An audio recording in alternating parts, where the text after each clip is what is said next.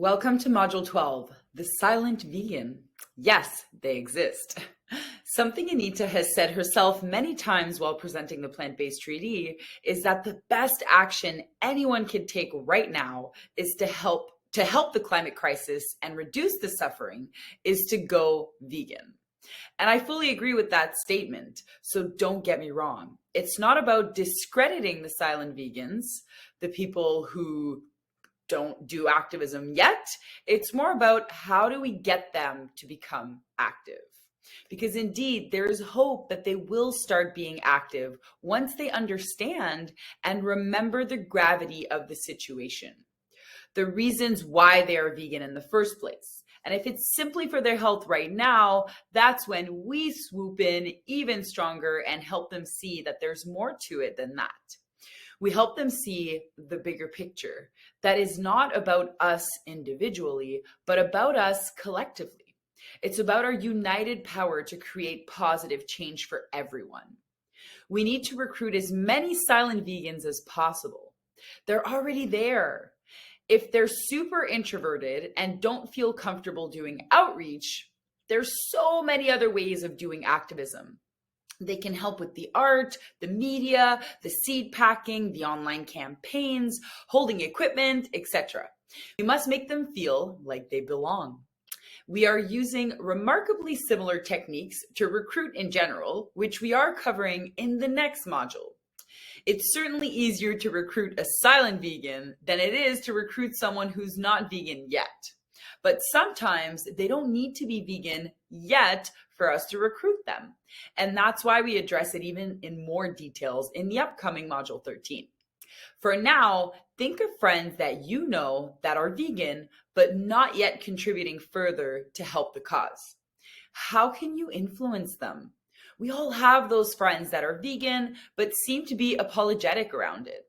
Be an unapologetic vegan and help them be too. Sometimes it's as simple as asking, so what's stopping you from joining me for the animals? And based on their response, we put their worries to sleep and we persuade them to join us at least once. And if they really can't handle it, we give them other tasks that they could address to help within the movement. What if we even created a checklist of all of the things that someone who doesn't want to mingle with the public can do from home instead, if they absolutely refuse to push themselves outside of their comfort zone? Even if you categorize yourself as someone with more introverted qualities, there's always space for growth. I know people who started out super introverted and are now the most extroverts that I know, because they force themselves to get out of their comfort zone and to learn more skills around communication. Often, fear is what paralyzes us. With enough practice, we can get rid of the fear. And if this resonates with you, join my Sunday classes or watch the recordings. It's meant to help understand yourself and others better as I teach you to improve those communication skills. This is a service that Save offers, so please take advantage of it. Also, if you know any silent vegans and it's been hard for you to recruit them, send them to the orientation call that will be available weekly. We will talk more in detail about this call in the next module. You can tell them that it would mean a lot to you if they attended to the call so that they could understand you better. As I've mentioned before, don't be afraid to ask your peers for help.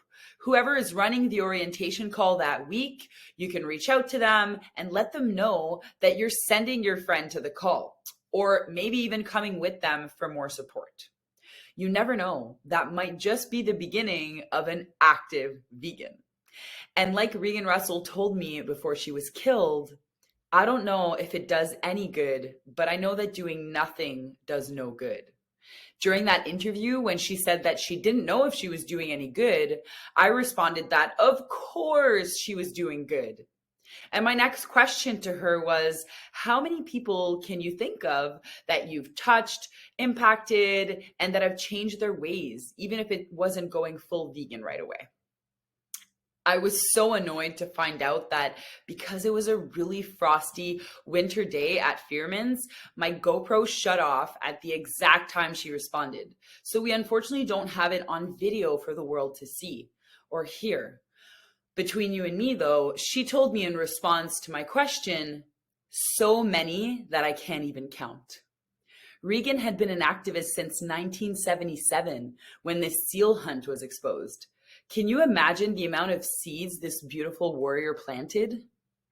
Remember, our friends and family are always the hardest to get through in any circumstances, as I'm sure you already know. Whether it's to persuade them to go vegan or to become active, especially that they have an identity image of us. So when we suddenly change, their identity image of us has not. It takes time for them to take us seriously. And as you all have probably already discovered, it took me about 4 years to lead by example for my sister to go vegan, and a few more for my parents to follow and become plant-based. Everyone is so different. So as we've discussed in the previous modules, use the different techniques to find out what makes someone tick, and then use that information to persuade them to become active. The same techniques apply to influence someone to go vegan, then to become active. Always keep in mind, our end goal, apart from fixing the broken systems and getting the world to go vegan, is to get people active so that it can happen faster. Keeping Regan's wise words in mind, let's get as many silent vegans as possible to become active vegans instead. Because being an activist does a lot of good. Meet me in the next module where we talk about recruitment. Mwah.